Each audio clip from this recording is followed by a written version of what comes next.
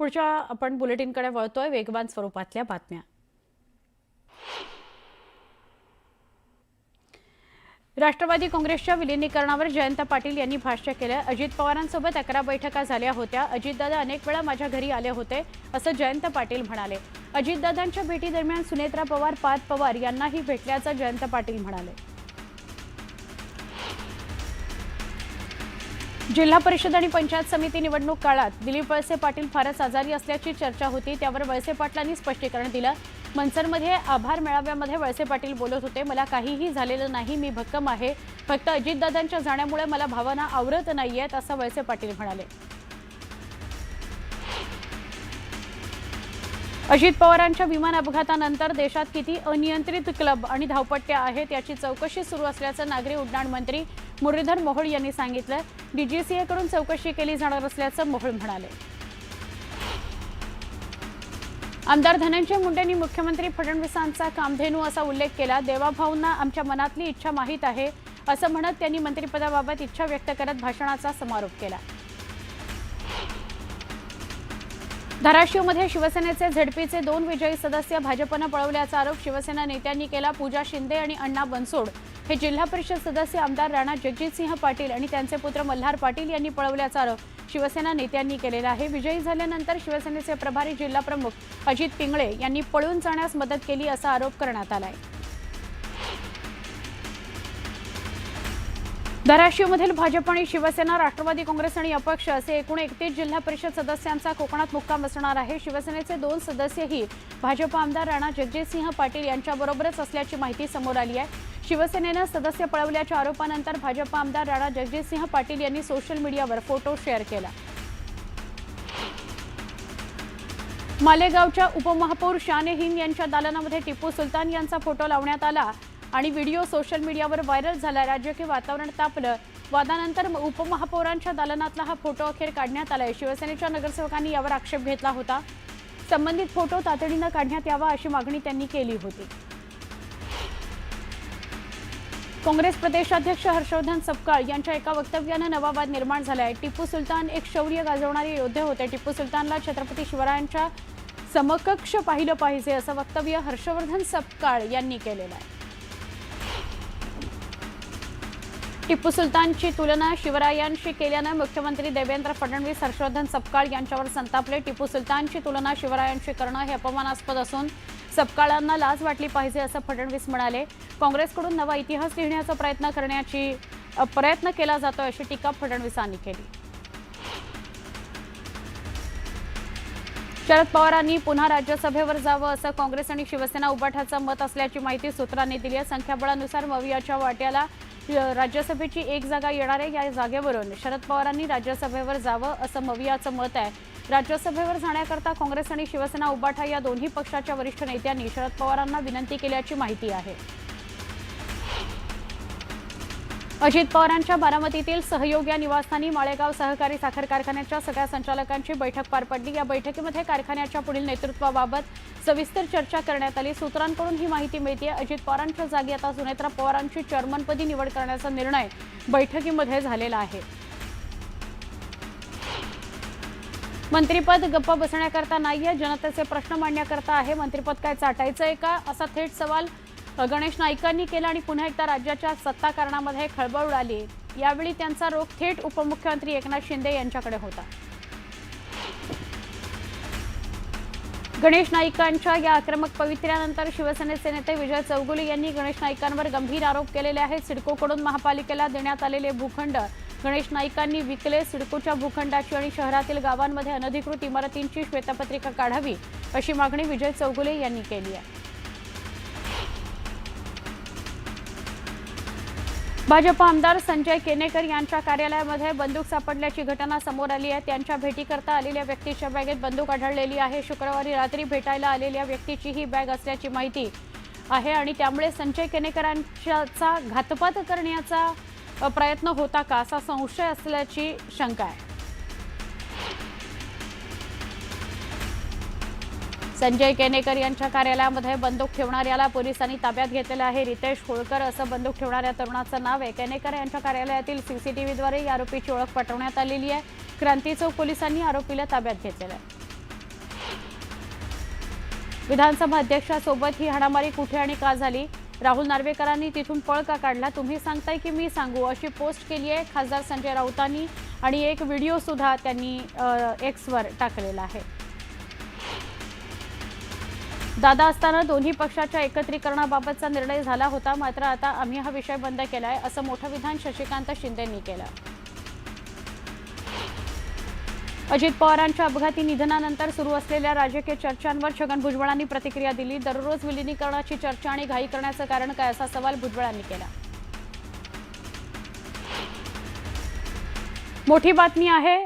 काँग्रेस प्रदेशाध्यक्ष हर्षवर्धन सपकाळ यांच्या अडचणी वाढू शकतात, कारण त्यांच्यावर गुन्हा दाखल झालेला आहे. टिपू सुलतान आणि शिवरायांची तुलना करणं त्यांना भोवलेलं आहे. हर्षवर्धन सपकाळ यांच्या विरोधात पुण्यामध्ये गुन्हा दाखल झालाय. भाजपच्या तक्रारीनंतर पर्वती पोलीस स्टेशनमध्ये हा गुन्हा दाखल करून घेण्यात आला. त्यांनी टिपू सुलतान आणि शिवरायांची तुलना केली होती. या दोघांच्या पराक्रमाला समकक्ष बघितलं पाहिजे, असं विधान काल त्यांनी केलं होतं. त्यावरून राजकारण तापलेलं आहे.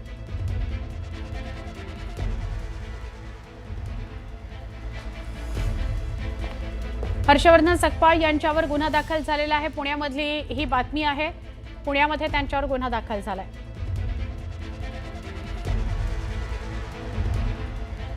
आता एक महत्त्वाची बातमी सपकाळांसंदर्भातलीच बातमी आहे. काँग्रेस प्रदेशाध्यक्ष हर्षवर्धन सपकाळ सत्ताधाऱ्यांच्या निशाण्यावर आलेले आहेत.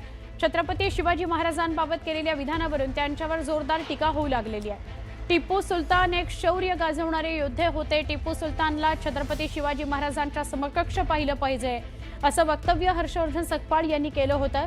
टिपू सुलतानची तुलना छत्रपती शिवाजी महाराजांशी केल्यानं मुख्यमंत्री फडणवीस सपकाळांवर संतापले. टिपू सुलतानची तुलना शिवरायांशी करणं हे अपमानास्पद असून सपकाळांना लाज वाटली पाहिजे, असं देवेंद्र फडणवीस म्हणाले. काँग्रेसकडून नवा इतिहास लिहिण्याचा प्रयत्न असल्याची टीका फडणवीसांनी केली आहे.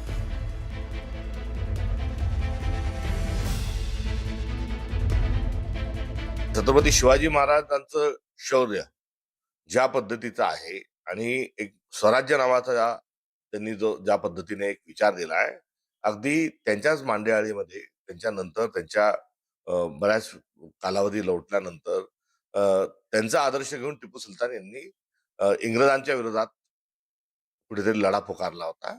आणि त्या अर्थानं टिपू सुलतान हे एक शौर्य गाजवणारे एक योद्धे होऊन गेले, एक भारताचे भूमिपुत्र होऊन गेले. त्यांनी कधी कुठल्याही विखारी विचारांना त्यांनी जवळ केलं नाही. तर एक शौर्याचं लक्षण म्हणून टिपू सुलतानांना आपण शिवाजी महाराजांच्या समकक्ष बघितलं पाहिजे. खरं म्हणजे त्यांना लाज वाटली पाहिजे. टिपू सुलतान सारख्या नराधमाची तुलना छत्रपती शिवरायांशी करण्याचं जे त्यांनी काम केलेलं आहे, दोघांनाही सारखा सन्मान द्या म्हणणं यापेक्षा जास्त लांगुल चालन, जोडे चाटणं हे या जन्मात मी बघितलेलं नाही. आम्ही हे बिलकुल सहन करणार नाही. टिपू सुलतान आणि छत्रपती शिवरायांची तुलना केली याबद्दल त्यांनी माफी मागितली पाहिजे.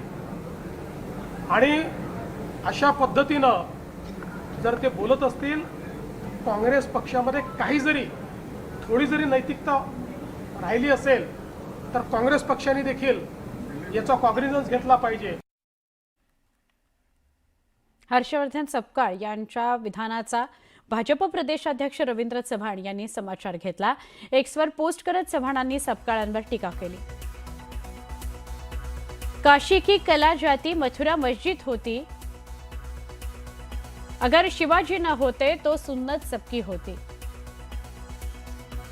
18 पगड जाती धर्मांना सोबत घेऊन शिवरायांनी स्वराज्य उभारलं, ते रयतेच्या सुखाकरता आणि देवदेश धर्माच्या रक्षणाकरता. मंदिरं फोडणारा आणि हिंदूंवर अत्याचार करणारा टिपू सुलतान शिवरायांच्या समकक्ष कसा काय असू शकतो, असे विचार फक्त काँग्रेसच्याच मोगलाई मानसिकतेतून येतात. हर्षवर्धन सपकाळ यांनी काँग्रेस निष्ठा जपली, पण महाराष्ट्राशी असलेली निष्ठा मात्र पायदळीत उडवली.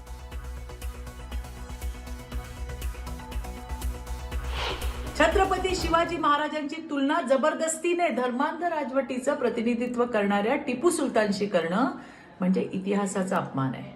काँग्रेसच्या प्रदेशाध्यक्षांनी केलेल्या या विधानाबद्दल संपूर्ण महाराष्ट्रात प्रचंड संताप व्यक्त होतोय. अशा व्यक्तीला महाराष्ट्रात राहण्याचा नैतिक अधिकार नाही. त्यांच्या विधानाबद्दल त्यांनी केवळ माफी नाही तर काँग्रेस पक्षाने तात्काळ त्यांच्यावर कारवाई करत त्यांना बडतर्फ केलं पाहिजे. हर्षवर्धन सपकाळ हे निजामाची वैचारिक औलाद आहेत असं संजय गायकवाड म्हणाले. त्यांनी सकपाळांवर सडकून टीका केली. हर्ष सकपाळ यांच्यावर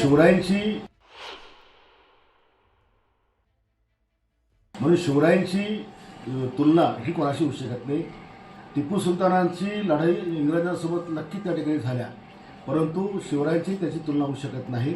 राहिला हर्षवर्धन सपकाळ, तर हा हैदराबादच्या निजामाची वैचारिक औलाद आहे हे नेहमी सांगत असतो. त्याला वारंवार या मातृभूमीशी ज्या ज्या लोकांनी बलिदान दिलं त्याच्याबद्दल वारंवार बोलण्याची त्याला सवय आहे. एवढा तो राजकीय नेत्यांबद्दलही काही त्या ठिकाणी बोलत असतो. आता सुपरफास्ट 100.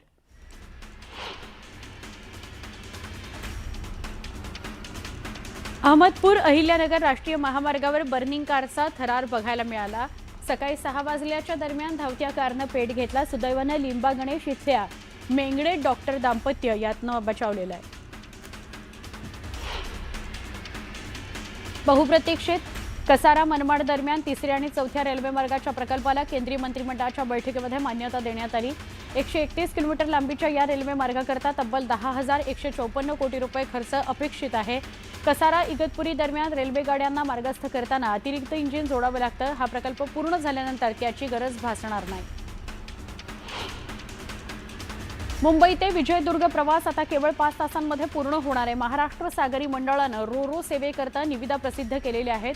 एप्रिल 2026 मध्ये ही सेवा प्रायोगिक तत्वावर सुरू होण्याचे संकेत आहेत. ऑगस्ट 2025 मध्ये सुरू करण्याचे निश्चित करण्यात आलेले आहे. मात्र तांत्रिक अडचणी आणि काही परवानग्या न मिळाल्यानं हा मुहूर्त चुकला होता.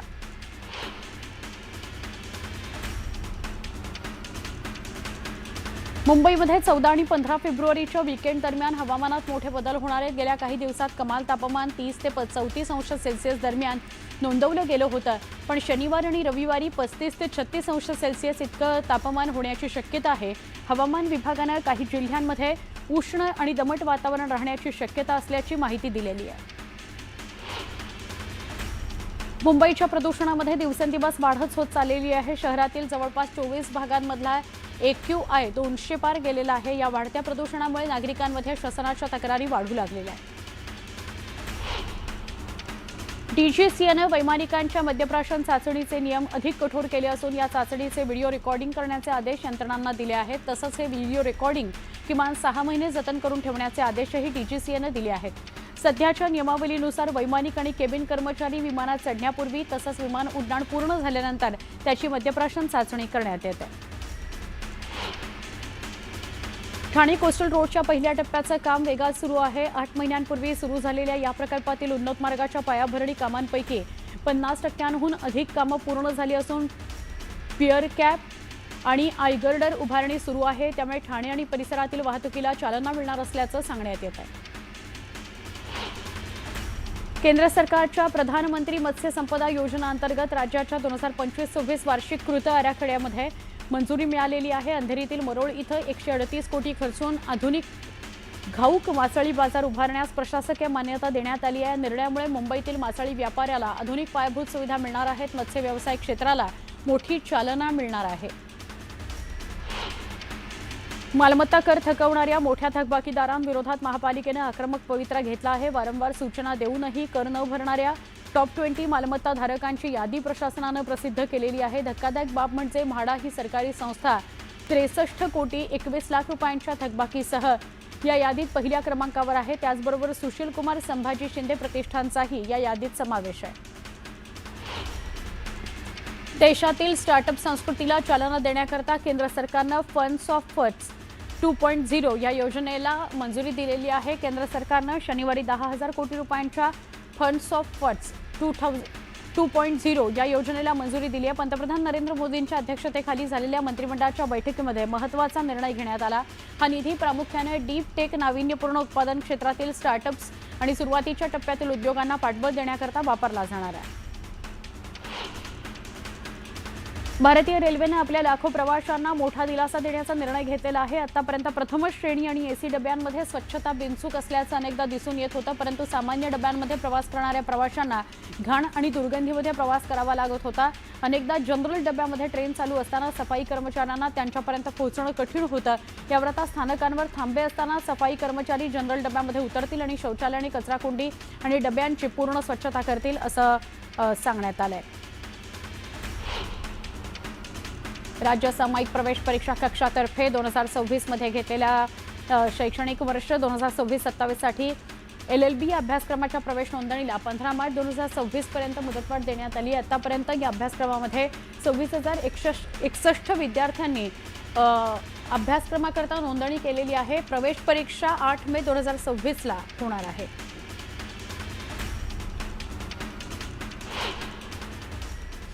एक सविस्तर बातमी आणि क्रीडा विश्वातून बातमी आहे. T20 वर्ल्ड कपमध्ये भारत आणि पाकिस्तानमध्ये आज हाय व्होल्टेज मुकाबला होतोय. भारत आणि पाकिस्तानमधील या सामन्याकडे दोन्ही देशांसह जगभरातील क्रिकेटप्रेमींचं लक्ष आहे. T20 वर्ल्ड कप स्पर्धा सुरू होण्याआधीच पाकिस्तान सरकारनं भारतासोबत सामना खेळणार नाही अशी भूमिका घेतली होती. स्पर्धा सुरू झाल्यानंतरही पाकिस्तान आपल्या भूमिकेवर ठाम होतं, पण ICC समोर पाकिस्तानला झुकावं लागलं. आशिया कप दरम्यान दोन्ही संघांमध्ये मैदानावर तणाव आहे. आता श्रीलंकेच्या कोलंबोमध्ये हे दोन्ही संघ आपापसात भिडणार आहेत. भारताचे फलंदाज आणि गोलंदाज फॉर्ममध्ये आहेत. भारतानं पाकिस्तानला धूळ चारावी अशी अपेक्षा तमाम भारतीय क्रिकेट रसिकांची आहे. दोन्ही संघ सध्या 4-4 गुणांसह बरोबरीमध्ये आहेत. दोन्ही संघांकडे स्पर्धेतील तिसरा सामना जिंकून सुपर 8 मध्ये आपलं स्थान निश्चित करण्याची संधी असणार आहे. मेरे हिसाब से देखिए, आप कोई भी गेम खेलते हो तो प्रेशर तो रहता ही है. And when you play a India Pak game, it's more about the occasion. It's a occasion, it's a big platform obviously. तो अब कितना भी बोल लो आप कि इट्स जस्ट अनदर गेम, जाके हमको क्रिकेट खेलना है, back of the mind human tendency है कि आपको पता है कि आप कौन सा गेम खेलने जा रहे हो. And we don't play them often as well. तो हम लोग रेगुलर खेलते भी नहीं हैं उनको. But at the end of the day वो हम जो ट्राई करते हैं चीज़ें सिंपल रखने के लिए, कि हमने जो भी मेहनत की है अभी तक, जो भी हम प्रैक्टिस करते हुए आ रहे हैं, वही ट्राई करते हैं गेम्स में एग्जीक्यूट करने के लिए. और जो हमारा बेस्ट फुट फॉरवर्ड है वही ट्राई करते हैं प्लेस करने ग्राउंड पे. देखिए कैसा है कि अभी एग्जाम में भी कभी कभी कोई क्वेश्चन आ जाता है आउट ऑफ सिलेबस, तो हम उस क्वेश्चन को छोड़ तो नहीं सकते. उसको टैकल करने के लिए आपको कुछ तो ट्राई करना पड़ता है, अपना तरीका अपनाना पड़ता है. और वैसे ही हम ट्राई करते हैं. अभी yes, he is a different character when he comes to ball, but at the same time हम ऐसे ये तो नहीं कर सकते कि भाई सरेंडर ही कर दे. तो प्रैक्टिस तो हम करते हैं सिमिलर टाइप ऑफ बॉलर से, सिमिलर एक्शन से, और वही ट्राई करेंगे एग्जीक्यूट करने के लिए जो हम लोग ऑब्वियसली नेट सेशंस में प्रैक्टिस करते हुए आ रहे हैं. बहुत डिफ़िकल्ट है वो सोचना कि कौन सा फास्ट बॉलर खिलाना है, कितने फास्ट बॉलर खिलाने हैं, कितने स्पिनर खिलाने हैं, क्योंकि जितने भी फास्ट बॉलर है स्क्वाड में, अब आप देखिए बुमराह, अर्शदीप और सिराज, तीनों ही अच्छे फास्ट बॉलर और स्पिनर्स भी सारे अच्छे हैं. तो बहुत डिफिकल्ट होता है पिक करने के लिए. बट लेकिन जो कॉम्बिनेशन हमारे लिए वर्क किया है पहले, जैसा फॉर एग्जांपल अब हम एशिया कप खेले थे, वहाँ पे सिमिलर टाइप ऑफ विकेट था, बड़ा ग्राउंड था. ये भी सिमिलर बड़ा ग्राउंड है, बट विकेट थोड़ा सा बेटर होगा वहाँ से. तो I feel similar type of combinations लगेंगी यहाँ पे. But it's very difficult call to, it's a good headache, और बहुत डिफिकल्ट कॉल है किसी एक फास्ट बॉलर को ब्रेक देना या किसी अच्छे स्पिनर को ब्रेक देके एक बैट्समैन एक्स्ट्रा खिलाना. वेगवान स्वरूपातल्या घडामोडी. महाशिवरात्रीच्या निमित्तानं 12 ज्योतिर्लिंगांपैकी एक असलेल्या प्रभू वैद्यनाथाच्या दर्शनाकरता भाविकांनी गर्दी केली. परळीमध्ये भाविक मोठ्या संख्येनं दाखल झालेले आहेत. दर्शनाकरता लांबच लांब रांगा लागलेल्या आहेत. दर्शन रांगेमध्ये हर हर महादेवचा जयघोष ऐकायला मिळतोय. संपूर्ण मंदिर परिसर अशाच हर हर महादेवच्या घोषणांनी दुमदुमून गेलेला आहे. जळगावात भुसावळमध्ये महाशिवरात्रीनिमित्त कपिलेश्वर देव मंदिरामध्ये विविध धार्मिक कार्यक्रमांचं आयोजन करण्यात आलं. या ठिकाणी 5501 शिवपिंडींचं पूजन करण्यात आलंय. सकाळपासून भाविकांची गर्दी आहे. पुरातन शिवमंदिरातील पिंड श्रीयंत्रावर विराजमान आहे. कपिलेश्वर महादेव मंदिर हेमाडपंथी आणि पुरातन आहे.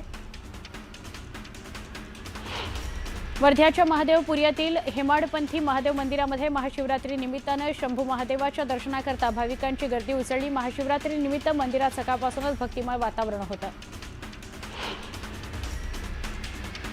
गोंदिया शहरापासून 5 किलोमीटर अंतरावर असलेल्या नागरा इथं प्रसिद्ध असलेलं प्राचीन पंचमुखी शिवमंदिर हे 270 वर्ष जुनं आहे, प्राचीन काळातलं आहे. या मंदिरामध्ये असलेल्या शंकराच्या पंचमुखी पिंडीच्या दर्शनासाठी भाविकांनी महाशिवरात्रीनिमित्त रात्री 12 वाजल्यापासून रांग लावली. संपूर्ण परिसर हर हर महादेवचा नारा देत होता. शहापूरच्या गंगा देवस्थान वाफे इथल्या पुरातन शिवमंदिरामध्ये महाशिवरात्रीनिमित्त भाविकांची गर्दी झाली आहे. भगवान शंकराचं दर्शन घेण्याकरता महाशिवरात्रीनिमित्त तालुक्यातून लाखोंच्या संख्येनं भाविक अलोट गर्दी करताना दिसतात. बीड शहराच्या ऐतिहासिक वैभवाची साक्ष देणाऱ्या प्राचीन कंकालेश्वर शिवमंदिरामध्ये महाशिवरात्रीनिमित्त आकर्षक विद्युत रोषणाई करण्यात आली. त्यामुळे मंदिर परिसर उजळून निघाला. या कंकालेश्वर जलमंदिराचा 1000 वर्षांचा इतिहास आहे. महाशिवरात्रीच्या महापर्वावर दर्शन घेण्याकरता मध्यरात्रीपासून जिल्ह्यासह राज्यभरातून कंकालेश्वर मंदिरामध्ये गर्दी होती. पुणे जिल्ह्यातील मुळशी तालुक्यातल्या पौडमध्ये मोठ्या जल्लोषात महाशिवरात्र साजरी केली जाते. ब्रिटिशकालीन 96 वर्ष जुन्या मल्लिकार्जुन मंदिरामध्ये आकर्षक विद्युत रोषणाई करण्यात आली. त्यामुळे मंदिर परिसर आणि गाव गजबजून गेलं. महाशिवरात्रीच्या पार्श्वभूमीवर वसईच्या तुंगारेश्वर मंदिरामध्ये कडेकोट पोलीस बंदोबस्त तैनात करण्यात आला. मंदिर परिसरामध्ये 175 महिला पोलीस अंमलदार आणि 25 अधिकारी तैनात करण्यात आलेत. कोणताही अनुचित प्रकार घडू नये याकरता सीसीटीव्ही कॅमेऱ्यांची नजर आहे. यवतमाळ इथल्या युवा चित्रकार राहुल गुल्हाने यांनी महाशिवरात्रीनिमित्त बेलपत्रावर महादेवाची प्रतिकृती साकारली. महादेवाला प्रिय असलेल्या बेलपत्रावरच महादेव साकारला. यामुळे प्रतिकृतीला विशेष महत्त्व प्राप्त झालेलं आहे.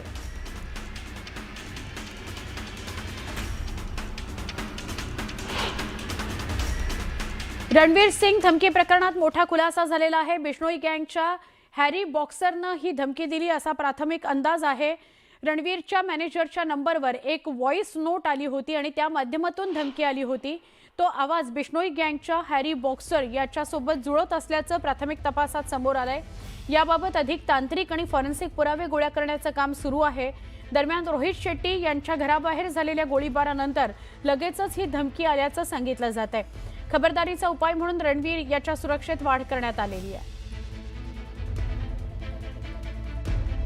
खासकर रणवीर सिंह तेरे लिए टाइम रहते अगर तुम दोनों लाइन पे नहीं है ना, तुम्हारा वो इलाज करेंगे, तुम्हारा वो हाल करेंगे कि तुम्हारी 7 पीढ़ियां बैठेंगी. ठीक है. और रणवीर सिंह, तुझे बहुत ज्यादा शौक है सलाह देने का कि जाओ सर आप एप्लीकेशन दे दो, रिपोर्ट कर दो थाने में. ठीक. और तूने भी कर दी, कोई चक्कर नहीं है. अब सुनो मेरी बात, तुम्हारे नीचे जो भी काम करता है ना, मैनेजर जितने भी लोग काम करते हैं तुम्हारे, इन सबकी डिटेल है हमारे पास. इनके घर की, कब ऑफिस जाते हैं, कब आते हैं, परिवार कहाँ रहता है, सबकी डिटेल है हमारे पास. तुम्हारे को कुछ नहीं बोलेंगे. इनकी ऐसी तैसी करना चालू करेंगे जो तुम्हारे नीचे काम कर रहे हैं. तब तुम्हारी अक्ल ठिकानी आएगी. टाइम रहते अगर तुम